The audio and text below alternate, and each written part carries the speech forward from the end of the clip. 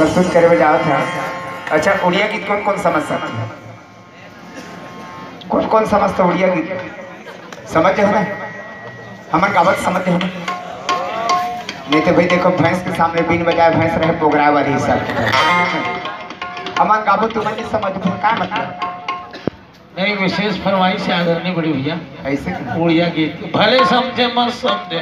अच्छा अच्छा, बाजा जब बाजना चाहिए, जब खा खा के आए तो पच जाए। ओके है भैया। बस्तर के बांस और सरगुजा के साजा, बस्तर के बांस और सरगुजा के साजा, छत्तीसगढ़ के कर्मा ददरिया तक उड़ीसा की बाजा।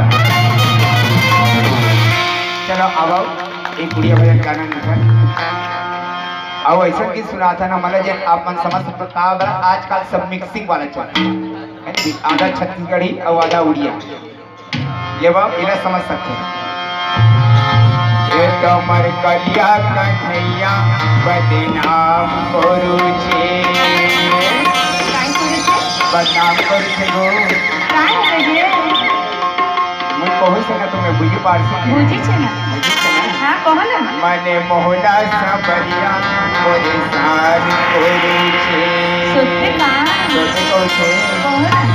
ये कमर कलिया कन्हैया बदनाम करू छे, मोहना सबरिया बदनाम करू छे, कलिया कन्हैया बदनाम करू छे, मोहना सबरिया बदनाम करू छे, बदनाम ने मुझे बदनाम करू छे, बदनाम ने मुझे तेरे बोले हमें मरकार तुझे